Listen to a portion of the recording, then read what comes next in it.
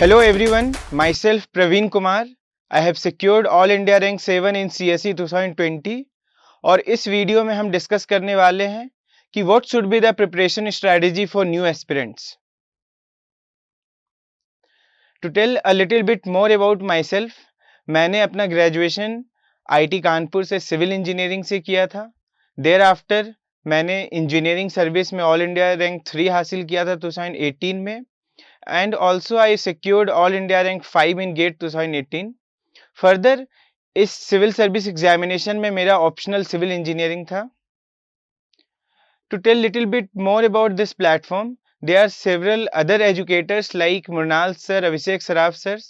You can watch their videos also. Now coming to the preparation strategy. इस exam में मुझे सबसे ज़्यादा इम्पॉर्टेंट लगता है कि आप अपने सिलेबस को, जो भी यूपीएससी सिलेबस दे रखी है, एज वेल एज जो प्रीवियस ईयर क्वेश्चंस हैं और मैप्स, इन तीनों चीज़ को आप अपने रूम में बिल्कुल सही तरीके से विजिबल रखो कि आप हर एक समय उसे देख सकते हो. तो मैं ये कहना चाहूँगा न्यू एस्पिरेंट्स को कि आप अपने डेली रूटीन में सिलेबस को बार बार देखिए. इस तरीके से होना चाहिए कि कुछ टाइम पीरियड के बाद आपको सिलेबस अपने टिप पे रहे, जिससे आपको पेपर पढ़ना, जो भी स्टैंडर्ड बुक्स हैं उसे पढ़ना बहुत आसान हो जाएगा और आप अपने प्रिपरेशन को एक सही डायरेक्शन भी दे सकेंगे जो यूपीएससी चाहती है. Another thing that I want to say कि आप जो भी आपका डेस्क है उसके सामने आप सिलेबस को चिपका दीजिए. फर्दर आप India as well as world का जो पॉलिटिकल और फिजिकल मैप्स है उसे भी आप रूम में चिपका दीजिए, ताकि आप जब भी पढ़ रहे हैं न्यूज़पेपर या फिर कोई स्टैंडर्ड बुक्स पढ़ रहे हैं तो जो भी प्लेसेस का नाम आता है आप उसे मैप में देख सकते हैं. इससे over the period of time आपका मैपिंग स्किल बहुत अच्छा हो जाएगा, जो आपको prelims as well as mains में काफ़ी हेल्पफुल रहेगा. फर्दर प्रीवियस ईयर क्वेश्चन का इंपॉर्टेंस मैं ये बताना चाहता हूँ कि पूरा आपका प्रिपरेशन का जो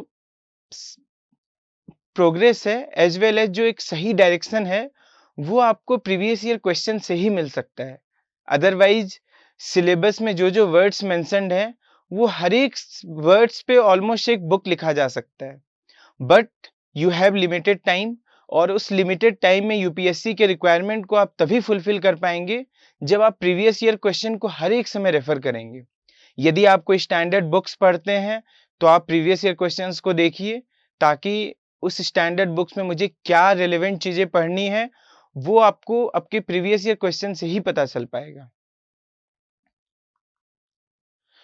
now coming to the preparation part, first phase of the preparation. First phase में आपको ये इंश्योर करना है कि जो भी बुक लिस्ट है और रिसोर्सेज हैं आप उसे अच्छी तरीके से समझ लें और क्या क्या आपको बुक लिस्ट रेफर करने हैं उसका आप एक सही तरीके से नोट्स बना लें, ताकि आप बाद में कंफ्यूज ना हो कि मुझे ये भी पढ़ लूँ सोसाइटी के लिए या फिर हिस्ट्री के लिए मैं बिपिन चंद्रा सर का बुक भी पढ़ लूँ और स्पेक्ट्रम भी पढ़ लूँ. ऐसा नहीं कीजिए, आप अपने सोर्सेज को लिमिटेड रखिए. मैंने एक अलग वीडियो बनाया है बुक लिस्ट और रिसोर्सेज का, आप उस वीडियोस को भी रेफर कर सकते हैं. नाउ एक बार जब आपने बुक लिस्ट और रिसोर्सेज डिसाइड कर लिए हैं तो आप स्टैंडर्ड बुक्स को पढ़ना पहले शुरू कीजिए. स्टैंडर्ड बुक्स में हिस्ट्री, पॉलिटी, ज्योग्राफी, इन्वायरमेंट, इन सब का जो भी स्टैंडर्ड बुक्स मैंने दूसरे वीडियोज में बताया है, आप सबसे पहले first reading should be page bye page. आप सभी पेज को पढ़ें और एक बार जब आप पढ़ते हैं उसके बाद आप प्रीवियस ईयर क्वेश्चंस को रेफर कीजिए और सिलेबस को भी ध्यान रखिए. और प्रीवियस ईयर क्वेश्चन पढ़ने के बाद आपको रियलाइज होगा कि क्या इंपॉर्टेंट है स्टैंडर्ड बुक से पढ़ना. फॉर एग्जाम्पल ओल्ड एनसीईआरटी आप एंशिएंट हिस्ट्री का पढ़ रहे हैं तो सर्टेनली वो बुक एक जनरल हिस्ट्री के लिए लिखा गया है. हाउएवर आपको यूपीएससी के लिए सब कुछ जानने की जरूरत नहीं है, ना ही वो ह्यूमनली पॉसिबल भी है. आपको वही जानने की जरूरत है जो यूपीएससी चाहती है आप जाने. फॉर एग्जाम्पल हिस्ट्री में वो पॉलिटिकल कॉन्क्वेस्ट, बहुत सारा डिफरेंट किंग्स का नाम, उनका सक्सेस, ये सब नहीं जानना चाहती है. They just want to know कि आप ब्रॉड पॉलिसी जानते हैं या नहीं, कुछ कुछ इंपॉर्टेंट टर्म्स थे वो सब जानते हैं या नहीं.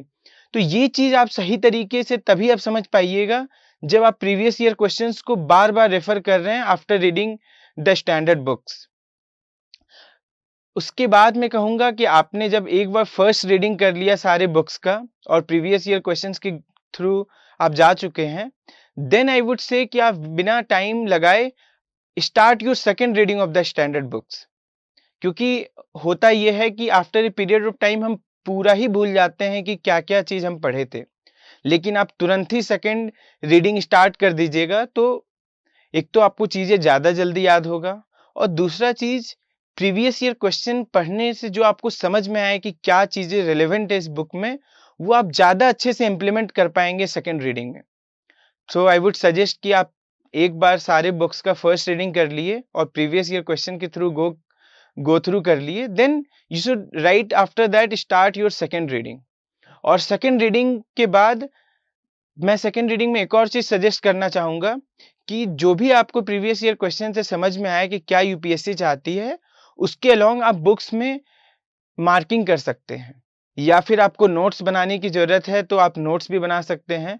सिंस मैंने स्टैंडर्ड बुक से इन जनरल नोट्स नहीं बनाया था, हाउएवर यदि आप बनाना चाहते हैं तो आप सेकेंड रीडिंग से बना सकते हैं। मैंने ये किया था कि सेकेंड रीडिंग के दौरान जो भी इंपॉर्टेंट लाइंस इंफॉर्मेशन लगता था उसे मैं अंडरलाइन करते चला गया, और जो भी बुक्स पढ़ा, फॉर एग्जांपल यदि मैंने पॉलिटी पढ़ा तो मैं पॉलिटी के प्रीवियस ईयर क्वेश्चंस को अटेम्प्ट करता था, बोथ प्रीलिम्स और मेंस के भी क्वेश्चंस को। इससे क्या होगा कि आपके प्रीलिम्स स्ट्रेंथन भी होगा, प्लस आप ज्यादा अच्छे से यूपीएससी के पैटर्न को समझ भी पाएंगे, और मेंस के जो भी स्टैटिक क्वेश्चंस है जो आपके स्टैंडर्ड बुक से बन सकते हैं, यदि आप उसको प्रैक्टिस करते हैं तो आपका एक answer writing practice right from the start सही हो जाएगा। नाउ एक और चीज आपके first phase of the preparation में मैं बताना चाहूंगा कि डेली के दिनचर्या में आप द हिंदू न्यूज़पेपर जरूर पढ़ें। काफी लोग बिना न्यूज़पेपर पढ़ के भी इस एग्जाम को निकाले हैं, बट मुझे ये चीज लगता है कि जिस तरीके से यूपीएससी का पैटर्न चेंज हो रहा है, जिस तरीके से prelims as well as mains के क्वेश्चंस आते हैं, they want a person who can really analyse any issue. और ये पेपर पढ़ने से ये होता है कि जो भी आपने स्टैटिक में पढ़ रखा है या फिर जो भी इन जनरल आपके सराउंडिंग में चल रहा है, आप ज्यादा अवेयर होते हैं। तो शुरुआत में आपको ज्यादा टाइम लगेगा द हिंदू न्यूज़पेपर पढ़ने में, लेकिन over a period of time जैसे जैसे आप सिलेबस को अच्छे से समझने लगेंगे, सिलेबस से आप रिलेट करने लगेंगे द हिंदू के न्यूज़ आर्टिकल्स को, एज वेल एज आपके जो स्टैटिक स्टैंडर्ड बुक्स हैं उसे आप अच्छे से पढ़ने लगेंगे, तो आपका द हिंदू न्यूज़पेपर पढ़ने का तरीका और भी बेहतर होता चला जाएगा। फर्दर मैं ये कहूंगा न्यू एस्पिरेंट्स को कि आप एक द हिंदू एनालिसिस वीडियोस भी देखिए, और उस वीडियोस देखने का ये पर्पस होना चाहिए कि किस तरीके से जैसे वो एनालिसिस कर रहे हैं वो हम भी over a period of time खुद से करने लगे, खुद से वो सारे न्यूज आर्टिकल जो भी रेलेवेंट है अपने सिलेबस के हिसाब से उसे सेलेक्ट करने लगे, एज वेल एज एनालिसिस भी हमारा स्ट्रांग हो जाए। नाउ आप अपने first phase of the preparation में ऑप्शनल का भी ध्यान रखें। ऑप्शनल को कैसे सेलेक्ट करना है एक न्यू एस्पिरेंट्स को, उनको मैं ये बोलना चाहूंगा कि आप क्राउड के पीछे ना भागें। The most important thing is हर एक ऑप्शनल में कुछ फ्यू स्टूडेंट्स होते हैं जो स्कोर अच्छा करते ही हैं हर एक year.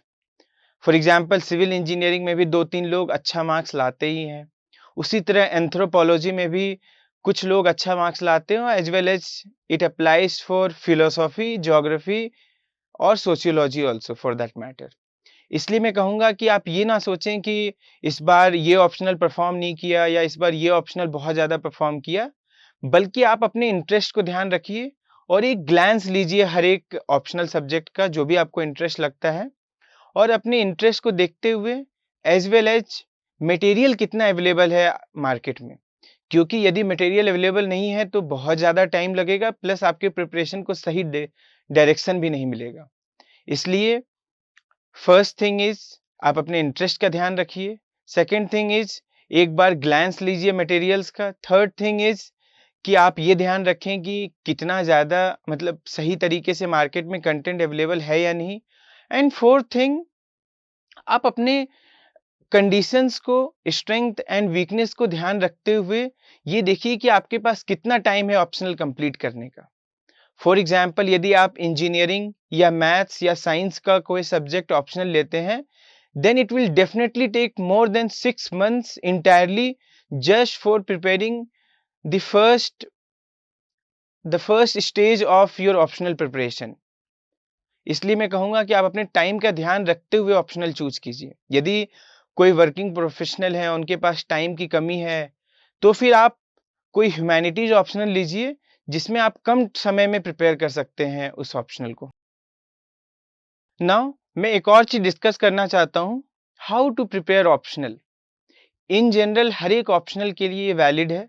Obviously different different optional के लिए बहुत सारे न्यूएंसेस डिफरेंट होंगे, बट ये आई थिंक सबके लिए वैलिड है। एक जनरल ओवरव्यू, दैट इज, आप after 1 and 2 months of preparation of your general studies subject as well as reading Hindi newspaper, आप ये करें कि half of the daily times, जो भी आप डेली आपका दिनचर्या है उसके हाफ ऑफ द टाइम आप ऑप्शनल को दें। और मैं ये कहना चाहूँगा कि प्रीलिम्स के 3 महीने तक आप एक पहला रीडिंग कर लें अपने ऑप्शनल का, और उसके एक नोट्स भी प्रिपेयर कर लें यदि आप नोट्स प्रिपेयर करना चाहते हैं। फर्दर 3 महीने before prelims I would say कि आप अपना ऑप्शनल का प्रिपरेशन छोड़ सकते हैं, so that you can completely focus on your prelims exam. और एक बार आपका प्रीलिम्स हो जाता है, या फिर प्रीलिम्स 3 महीना प्रीलिम्स के पहले भी यदि आपके पास टाइम है, तो आप सारे प्रीवियस ईयर क्वेश्चंस का एक मॉडल आंसर तैयार कर लें। वो model answer should be very comprehensive, क्योंकि मैंने ये देखा है और ऑब्जर्व किया है ऑप्शनल सब्जेक्ट में कि at least 50 to 60% of the optional questions comes from the previous year questions, उसी से रिलेटेड होते हैं।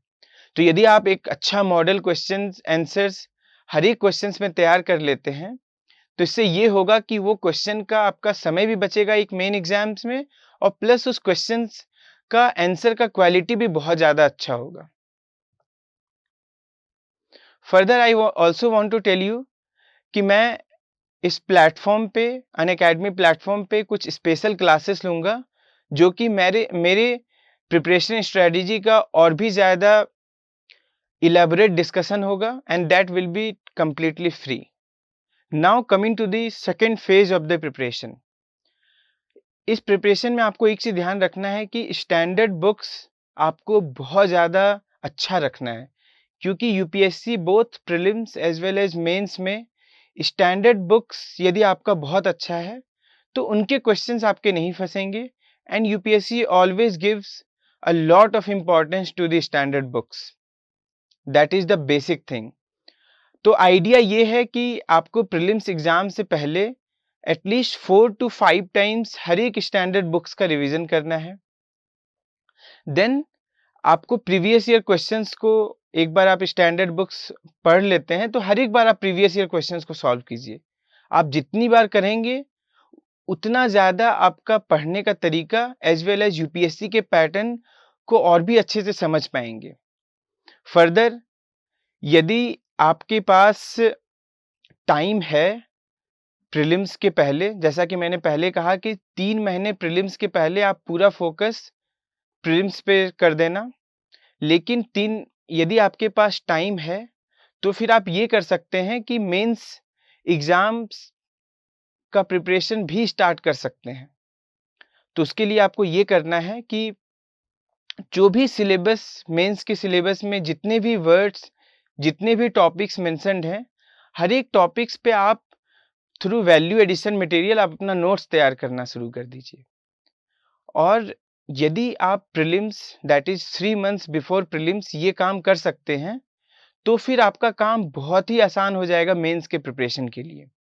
But again the most important thing is कि आप स्टैंडर्ड बुक्स को 2 या 3 बार रिवाइज करने के बाद ही अपने मेंस के सब टॉपिक्स का नोट्स तैयार करना स्टार्ट कीजिए। Now the third thing that I want to emphasise कि इस दौरान आप अपनी half of the time optional को देते रहिए, क्योंकि ऑप्शनल एक बहुत ही इंपॉर्टेंट रोल प्ले करता है इस एग्जाम में। Now the third phase of the preparation, मैं कहूँगा कि प्रीलिम्स के 3 महीने पहले से फर्स्ट टाइम एस्पिरेंट जो भी हैं वो कंप्लीटली फोकस करें प्रीलिम्स पे, because prelims is one of the in fact the most toughest part in this exam. क्योंकि दो चीज़ है, एक तो सिलेबस का प्लस क्वेश्चन पूछने का scale as well as vastness बहुत ज़्यादा है, सवाल कहीं से भी आ सकते हैं। दूसरा चीज़ ये कि यदि आप उसमें सेलेक्ट नहीं होते हैं then you are out from the entire process, और मेंस एक इम्पॉर्टेंट प्रोसेस है, यदि आप वो नहीं दे पाते हैं तो you will feel sad also. इसलिए फर्स्ट टाइम यदि आप इनफ टाइम देते हैं प्रीलिम्स को तो आपको बहुत बेनिफिशियल होगा नेक्स्ट अटेम्प्ट में ऑल्सो, यदि आपको देना पड़े। फॉर इंस्टेंस यदि मैं अपनी बात कहूँगा तो मैंने पहले फेज में, इनफैक्ट पहले जो अटेम्प्ट था उसमें मैंने 3 से 4 महीने कंप्लीटली प्रीलिम्स को दिया था बिफोर प्रीलिम्स एग्जाम। इससे ये हुआ कि मैंने फर्स्ट टाइम 139 स्कोर लाया था प्रीलिम्स में, और जो नेक्स्ट टर्म था उसके लिए मेरा प्रिपरेशन आसान भी हो गया, क्योंकि नेक्स्ट अटेम्प्ट में मैंने मोस्ट हार्डली 25 to 30 डेज दिया था प्रीलिम्स को बिफोर प्रीलिम्स एग्जाम, और इसमें मेरे अराउंड 120 स्कोर में कर पा रहा था। इसलिए मैं कहूँगा कि 3 महीने पहले पूरा फोकस करें प्रीलिम्स पे। करना ये है आपको कि आपको स्टैंडर्ड बुक्स बार बार रिवाइज करना है। सेकेंड थिंग, आप अपने करंट अफेयर्स को तैयार करना स्टार्ट कर दीजिए प्रीलिम्स के लिए। प्रीलिम्स के करंट अफेयर के लिए मैं सिर्फ फोकस करता था पीटी 365 पे, जो कि एक कंपाइलेशन होता है करंट अफेयर मटेरियल्स का। You can what ever materials you like, बहुत सारे मटेरियल्स रिलीज होते हैं मार्केट में, जो भी आपको एक सही लगता है उसे आप लें और उसका रिवीजन करें एटलीस्ट 3 to 4 टाइम्स। बट मैं एक और चीज़ कहना चाहूँगा पीटी 365 को लेके, जो कि कंपाइलेशन है करंट अफेयर फॉर प्रीलिम्स, कि आप बहुत ज़्यादा उसे याद करने की कोशिश ना करें एक एक पॉइंट्स को, क्योंकि जैसा कि मैंने ऑब्जर्व किया है प्रीलिम्स में वो करंट अफेयर से बहुत ज़्यादा टफ क्वेश्चन नहीं पूछते हैं। वो मोस्टली अंडरस्टैंडिंग बेस्ड, बेसिक और कॉमन सेंस बेस्ड क्वेश्चंस पूछते हैं। और यदि वो कुछ specific fact based question current affair से पूछते हैं तो मोस्टली एक जनरल अवेयरनेस एक बार आपने देख रखा है तो क्वेश्चन सॉल्व हो जाता है। एटलीस्ट ऑप्शंस देख के आप रिकॉग्नाइज कर लीजिएगा करेक्ट आंसर। इसलिए मैं कहूँगा कि करंट अफेयर का कंपाइलेशन जो प्रीलिम्स के लिए स्पेसिफिक है उस पर बहुत ज़्यादा याद करने की ज़रूरत नहीं है। Just try to remember in a superficial manner, not too much deeply of the facts. Now मैं टेस्ट की बात करना चाहूँगा। सबसे पहले तो आप इंडिविजुअली जो भी स्टैंडर्ड बुक्स पढ़ते हैं उसके बाद प्रीवियस ईयर क्वेश्चन सॉल्व कीजिए। उसके बाद मैं ये भी कहूँगा कि 2011 के बाद जितने भी पेपर पूछे गए हैं यूपीएससी के प्रीलिम्स एग्जाम का, आप उसको इंडिविजुअली उस पूरे पेपर को दीजिए 2-2 घंटे में इन ए एग्जाम एनवायरनमेंट। इसके अलावा आप 35 से 40 मॉक टेस्ट भी दे सकते हैं, डिफरेंट कोचिंग इंस्टीट्यूट के मॉक टेस्ट। मैं ये कहूँगा कि सिंस यूपीएससी का जो पैटर्न है, यूपीएससी के क्वेश्चंस पूछने का तरीका है वो काफ़ी डिफरेंट है जो कोचिंग इंस्टीट्यूट पूछती है। इसलिए मैं कहूँगा कि आप मिक्स कीजिए डिफरेंट कोचिंग इंस्टीट्यूट के टेस्ट सीरीज को। इससे ये होगा कि थोड़ा सबसे सीखने को मिलेगा और आप यूपीएससी के पैटर्न को थोड़ा सा सिमुलेट कर पाएंगे। एक और चीज़ मैं कहूँगा कि मोस्टली आप फुल टेस्ट पे फोकस कीजिए। पार्ट टेस्ट में काफ़ी टफ सवाल पूछा जाता है और यूपीएससी में जिस तरीके से सवाल पूछा जाता है आप फुल टेस्ट देंगे तो ज़्यादा अच्छे से सिमुलेट कर पाएंगे यूपीएससी के एग्ज़ाम पैटर्न को।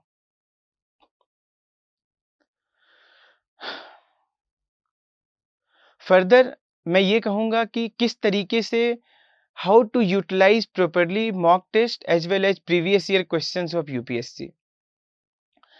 फर्स्ट थिंग इज आप हर एक पेपर को देने के बाद उसे सही तरीके से एनालाइज कीजिए कि जो सवाल सही हुआ वो क्यों सही हुआ और जो सवाल गलत हुआ वो क्यों गलत हुआ।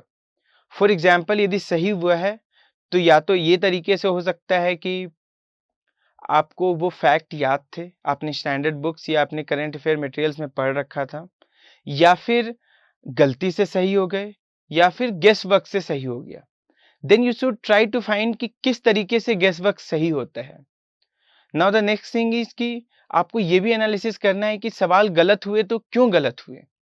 इधर बिकॉज कि आपको वो चीज़ याद नहीं था पढ़ने के बावजूद, तो आप उस चीज़ को और फिर से पढ़ के स्ट्रेंथन करें, या फिर सिली मिस्टेक हो गया तो आप उस लर्निंग को अपने नोट्स में लिखें कि वो गलती नहीं करने हैं। फॉर एग्जाम्पल मैं एक ये गलती बहुत करता था कि पूछ रखा है which of the following statements are not correct, और मैं नॉट वर्ड को ज़्यादा ध्यान नहीं देता था।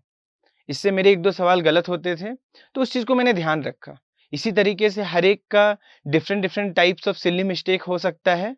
आप उस चीज़ को ध्यान रखें और अपने नोट्स में उस लर्निंग को लिखें।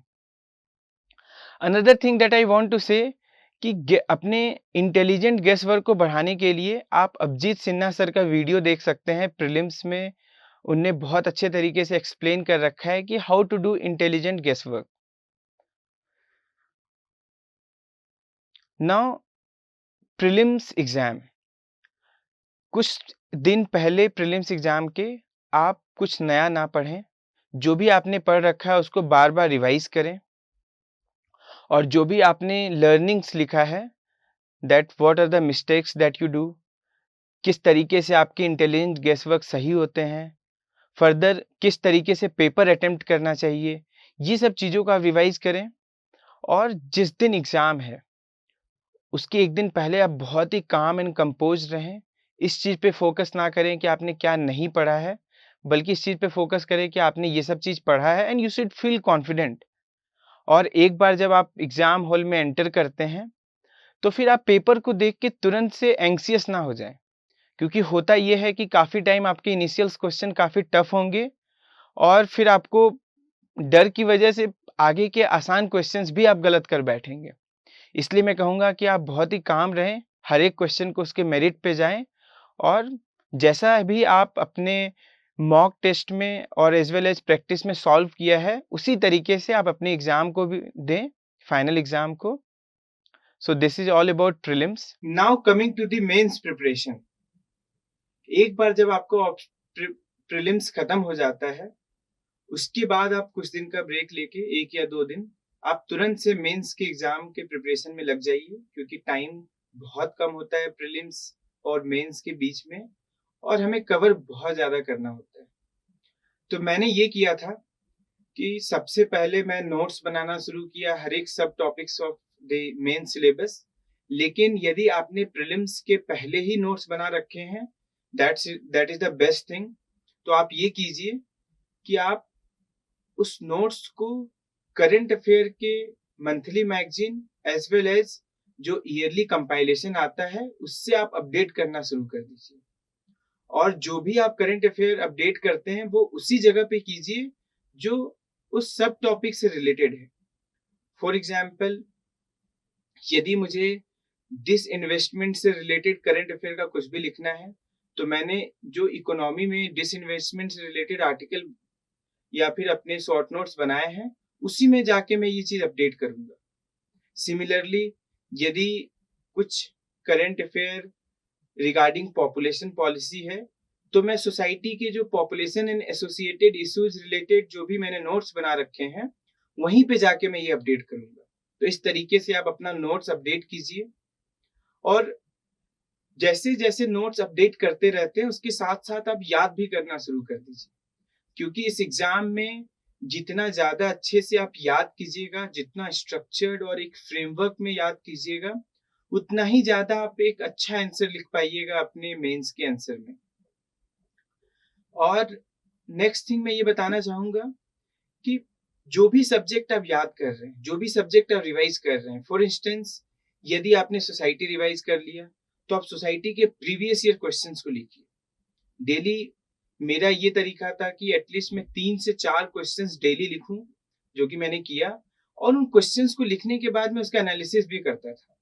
फर्दर यदि मुझे कुछ लगे कि कुछ इसके नोट्स बनाए जा सकते हैं प्रीवियस ईयर क्वेश्चन से, तो मैं इसके नोट्स भी बना लेता था। फॉर एग्जाम्पल, सोसाइटी या फिर हिस्ट्री या फिर ज्योग्राफी, इनफैक्ट पेपर 1 में तो ऑलमोस्ट हर एक क्वेश्चंस के शॉर्ट नोट्स भी बनाए जा सकते हैं। पेपर 2 में जो पॉलिटी रिलेटेड स्टैटिक क्वेश्चंस हैं या फिर सोशल जस्टिस रिलेटेड क्वेश्चंस हैं, उसके भी आप प्रीवियस ईयर क्वेश्चंस के नोट्स बना सकते हैं। इससे ये होगा कि काफी time UPSC previous year question से थोड़ा बहुत ट्विक करके क्वेश्चन पूछ देती है, तो उसके क्वेश्चंस में आपको ज्यादा सोचना नहीं पड़ेगा। और दूसरा बात, क्वालिटी ऑफ आंसर्स भी अच्छे होंगे। नाउ आई वुड से कि आप एटलीस्ट 8 मॉक टेस्ट जरूर दें। मॉक टेस्ट देने से आपका टाइम मैनेजमेंट अच्छा होगा, जो भी आप पढ़ रखे हैं उसको आप वहां पे जाके इम्प्लीमेंट कर पाइएगा, and further you will sense कि आपका प्रिपरेशन का लेवल क्या है। और एक और चीज, इन जनरल मैंने देखा है एस्पिरेंट्स को कि वो एसे राइटिंग पे फोकस नहीं करते हैं। वो सोचते हैं कि एसे राइटिंग तो हम कर ही लेंगे because we are reading so much about GS subject, but ऐसा नहीं है। मैं ये कहूंगा कि आप स्टार्टिंग ऑफ द प्रिपरेशन में ही, that is after prelims exam, आप एसे का प्रिपरेशन स्टार्ट कर दें। एसे को कैसे प्रिपेयर करना है वो मैं अलग वीडियोस में बता रखा हूँ, आप उसको रेफर कर सकते हैं। और एक और चीज बोलूंगा कि एक बार आपने एक इनिशियल तरीका ढूंढ लिया कि किस तरीके से ऐसे लिखना है, उसके बाद it's all about writing, because you have enough knowledge from your GS subject. फिर आपको करना ये है कि हर एक सप्ताह 1 या 2 ऐसे लिखिए जो भी प्रीवियसली यूपीएससी पूछ रखी है। सो दिस इज अबाउट ऐसे प्रिपरेशन।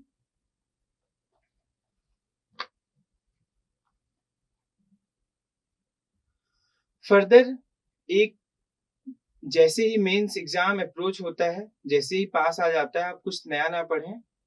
जो भी आपने नोट्स बना रखे हैं, जो भी आपकी स्टैंडर्ड बुक्स है, उसको बार बार रिवाइज करें। और मैं एक और चीज बोलूंगा कि इस मेंस प्रिपरेशन के दौरान आप half of the time at least अपने ऑप्शनल पे जरूर दीजिए, बिकॉज जीएस में यदि आपको एक बार लिखना आ जाए और आप इनफ कंटेंट पढ़ लिए हैं तो आप डिसेंट लेवल का आंसर लिख दीजिएगा। But again you have to focus on GS also as well as essay. But optional एक अच्छा खासा टाइम लेता है, और यदि आप half of the time optional को देते हैं तो आप अच्छा स्कोर ला पाएंगे। एंड बिलीव मी, ऑप्शनल एक बहुत ही इंपॉर्टेंट रोल प्ले करता है आपके सिलेक्शन में इस एग्जाम में। आफ्टर मेंस एग्जाम मैं ये कहूंगा कि एग्जाम देने के बाद कुछ दिन का ब्रेक लीजिए, उसके बाद फिर से आप प्रिपरेशन में लग जाइए।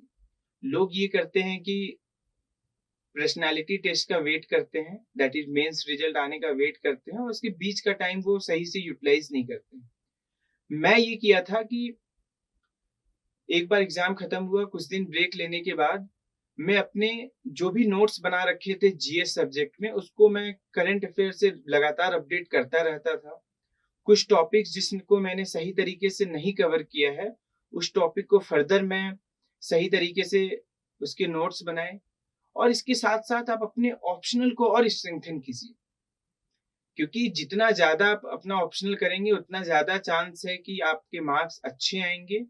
एंड फर्दर कुछ टॉपिक्स छूट गया है आपके ऑप्शनल का, जो कि इट इज पॉसिबल बिकॉज हमारे पास टाइम बहुत कम रहता है प्रीलिम्स और मेंस के बीच में, उससे भी आप कवर कर लीजिए, ताकि जब यदि आपको नेक्स्ट अटेम्प्ट देना पड़े तो आपका subject as well as GS के नोट्स अच्छी तरीके से कवर्ड होंगे।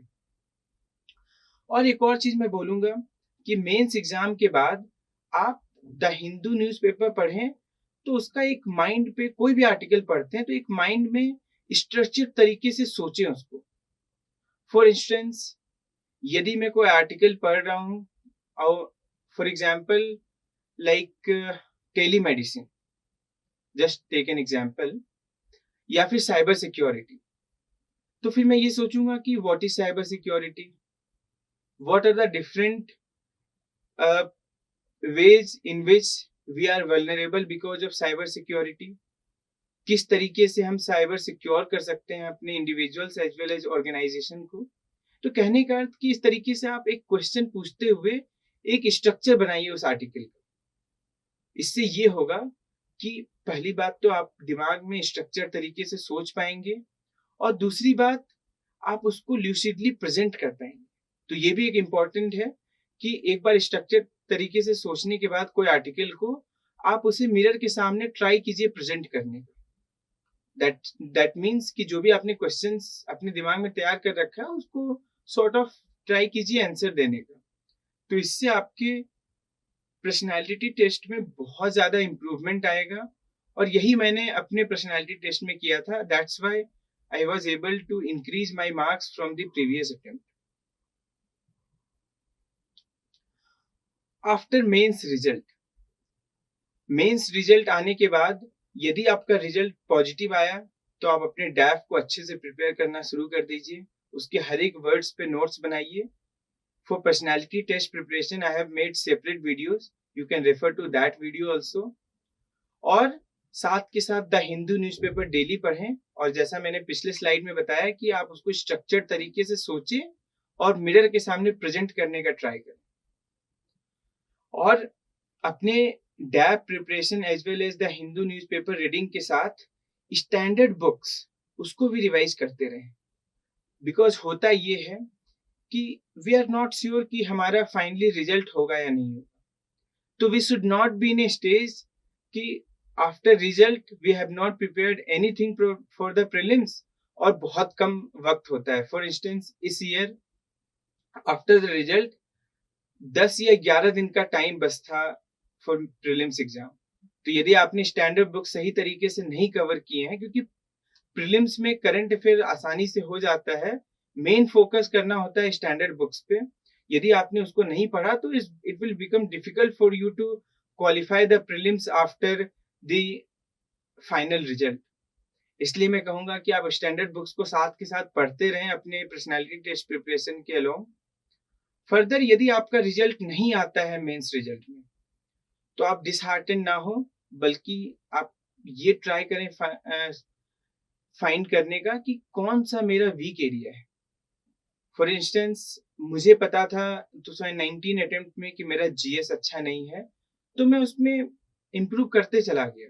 मैं डेली आंसर लिखता था आफ्टर मेंस एग्जाम ताकि मैं उसे इम्प्रूव कर सकूं, and that's why I was able to score good marks in this year GS subject.